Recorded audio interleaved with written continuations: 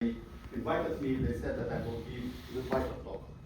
And I said, okay, fine. And in the program, even in the morning today, the title was like invited talk, that I really appreciate.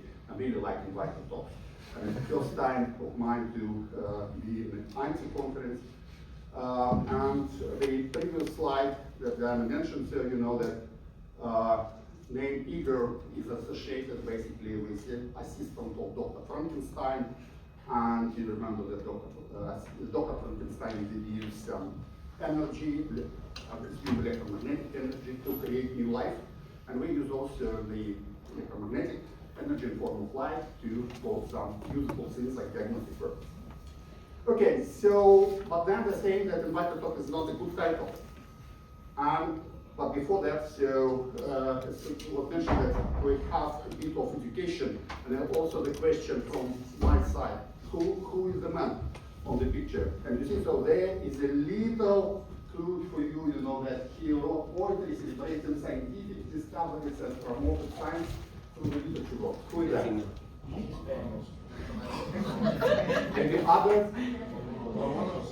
Yes, exactly right. So this Russian scientist, Mikhail Lomonosov, who is also a poet, scientist, and he believed that the scientific, the science could be presented in the form of poem associated with the nice music. So everything should be in harmony.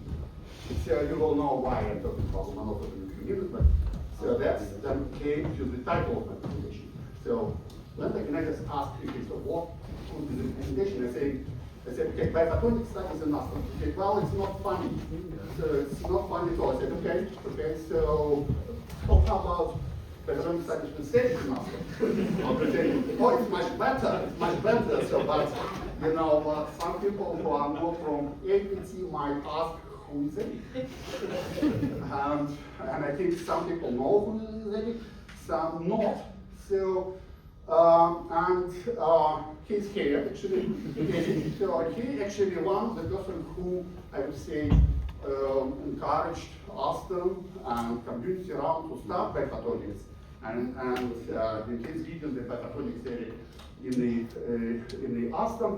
And when I came to Aston, I naturally started collaborating with this group. So we have a very group of collaboration. And what I want to say next. So, to the best of my knowledge, Nathan Lomonosov, no one else has ever, dedicated points to ethics, unfortunately. So, and after long, careful, and fruitful consideration,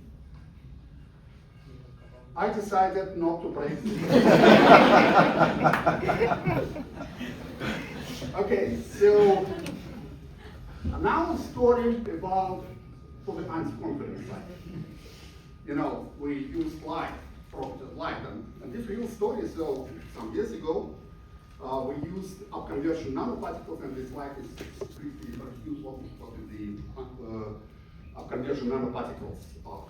So basically, it's a nanoparticle. When we illuminate it with infrared light, they illuminate visible light. And we found that this visible light is very sensible for temperature around the particles. That means we're able to produce temperature sensors. And say, oh great, how we can use it for biology.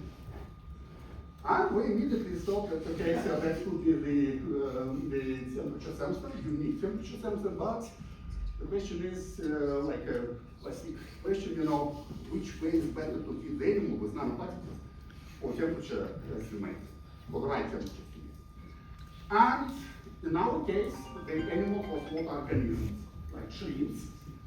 And we worked a lot with these nanoparticles, so we suggested the way for micro encapsulation to avoid some toxicity effect and so on. That was very smart work published in one of the major journals.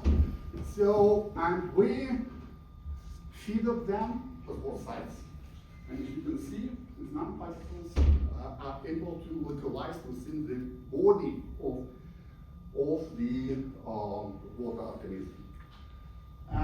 And they, able to show us the temperature inside the water organism, which is great.